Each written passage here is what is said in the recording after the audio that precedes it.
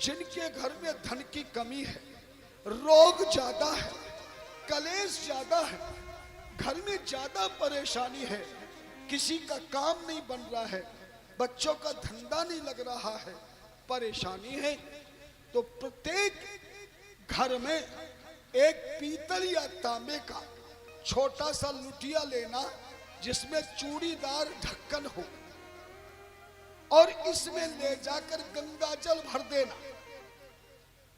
धनवान व्यक्ति हो तो चांदी का सिक्का इस गंगा जली में डालना, गरीब आदमी हो तो 1 रुपए का सिक्का डाल देना, ढक्कन बंद कर देना, इसकी गर्दन में कलावा बांध देना और शिवलिंग के पास में ही इस गंगा जी की स्थापना कर देना। बताऊंगा आपको 7वें दिन की कथा में गंगा जी और शिव जी का आपस में क्या नाता है। श्रावण की शिवरात्रि पर, फागुन की महाशिवरात्रि में गंगा जल भरकर कावड़ के रूप में क्यों ले जाते हैं। अगर कंधे पे गंगा जल ले जाना हो तो बैग में गंगा जल की बोतल रख करके कंधे पे बैग टांग करके ले जाया जा सकता है, पर कावड़ के रूप में ही गंगा जल को शिव को क्यों चढ़ाया जाता है, 7वें दिन की कथा में बताऊंगा। गंगा और शिव जी का आपस में क्या रिलेशन है, क्या रिश्ता है। ध्यान देना, आज तक केवल तुम्हें गंगा जी भागीरथ कैसे लाए यही कथा सुनाई होगी, पर गंगा जी को शिव जी ने सिर पे क्यों धारण किया। आज गंगा जल को कावड़ दुल्हन के रूप में क्यों पलड़े में ले जाया जाता है सजाकर, 7वें दिन की कथा में बताऊंगा। कहते जिसके घर के मंदिर में शिवलिंग के पास में लुटिया में गंगा जल भर के रख दिया जाए और इस लुटिया का गंगा जल हर पूर्णमासी को गंगा जल उठाकर, गंगा जली उठाकर इसका सारा गंगा जल अपने पूरे घर में छिड़क देना चाहिए। फिर इसको साफ करके दोबारा फिर गंगा जल भर देना चाहिए। जिनके पास गंगा जल की कमी हो वो थोड़ा सा गंगा जल डाल के जल भर देना चाहिए, सिक्का इसी में डाल देना चाहिए, सिक्का नहीं बदलना चाहिए, केवल जल बदलना है। लुटिया वही रहेगी, सिक्का वही रहेगा। हर पूर्णमासी को इसका जल पूरे घर में छिड़क कर इसको साफ बाहर अंदर से करके फिर गंगा जल भर के सिक्का डाल के ढक्कन लगाकर शिवलिंग के पास में रख देना चाहिए। इस तरह शिव जी का परिवार बनाइए, शिव परिवार, उसके बाद शिवलिंग, साथ में गंगा जली, सामने गुरुदेव की तस्वीर, इष्ट देव की तस्वीर जीवन में लगाकर रखनी चाहिए, सूर्य की तस्वीर और आग्नेय दिशा से लेकर दक्षिण दिशा तक राम दरबार की तस्वीर, राधा कृष्ण की तस्वीर, मां भगवती की तस्वीर, लक्ष्मी आदि की तस्वीर लगानी चाहिए। लेकिन जिनको पास लक्ष्मी नारायण की तस्वीर है, विष्णु और लक्ष्मी की तस्वीर है, उसको तो सामने लगानी चाहिए। लेकिन अकेली लक्ष्मी की अगर तस्वीर है तो घर के मंदिर में उसे दक्षिण की दीवार में, उसको दक्षिण की दीवार में लक्ष्मी की तस्वीर को लगानी चाहिए। अर्थात लक्ष्मी जी का मुख घर के मंदिर में हमेशा उत्तर दिशा की ओर मुख करके लक्ष्मी की फोटो, तस्वीर, मूर्ति को रखना चाहिए, तभी लक्ष्मी की कृपा आप पर होगी।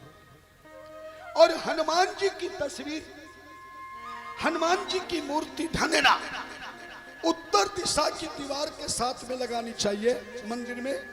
हनुमान जी का मुख हमेशा दक्षिण दीवार में होना चाहिए, यानी दक्षिण दिशा की ओर हनुमान जी का मुख हो और उत्तर दिशा की ओर किसका मुख हो, महालक्ष्मी का मुख हो। इस तरह मंदिर को सजाएं।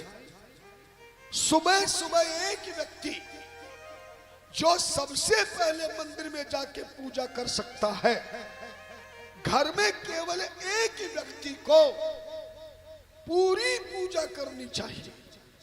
भगवान को स्नान कराना, कपड़े से पोंछना, चंदन लगाना, पुष्प चढ़ाना, धूप दीप देना, पाठ करना, आरती करना, भोग लगाना। जो घर में पहली बार सुबह सुबह मंदिर की पूरी पूजा कर ले, उसके बाद घर के किसी भी सदस्य को अपने घर के मंदिर के ठाकुर जी को, मूर्तियों को, तस्वीर को, शालिग्राम को, शिवलिंग को दोबारा नहीं स्नान कराना चाहिए, दोबारा तिलक नहीं लगाना चाहिए, दोबारा धूप दीपक नहीं लगाना चाहिए, दोबारा आरती नहीं करना चाहिए।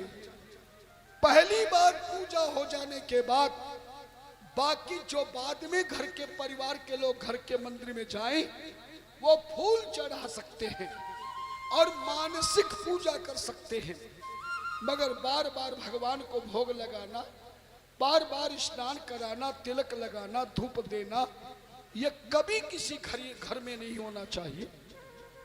इस तरह भगवान की पूजा करते रहना चाहिए।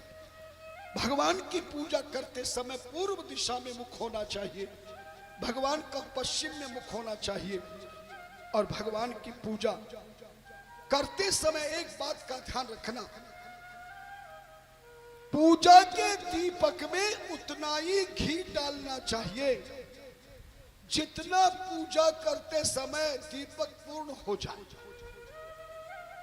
जलते हुए दीपक में रोजाना बार बार घी नहीं डालना चाहिए। पूजा समाप्त हो जाने पर जितना घी है उतना जलना चाहिए, बाकी ज्यादा देर तक घर में घी का दीपक नहीं जलना चाहिए। कई जगह हम घरों में गए, कई माताओं की आदत थी कि ज्यादा घी डालकर ज्यादा देर तक दीपक जलाने से लाभ मिलेगा। समय कम है, श्लोकों का प्रयोग मैं कम कर रहा हूं, आपको ज्यादा बता रहा हूं।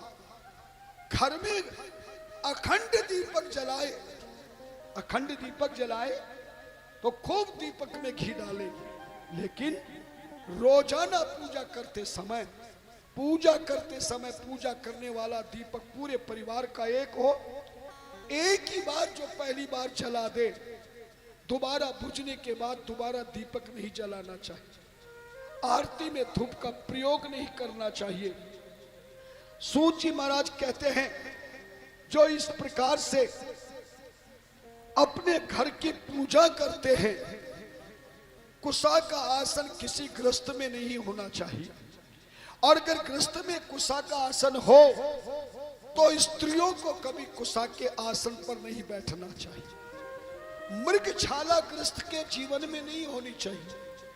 हिरण की चमड़ी की छाला या शेर की चमड़ी की छाला किसी भी पुत्रवान को, गृहस्थी को नहीं प्रयोग करना चाहिए।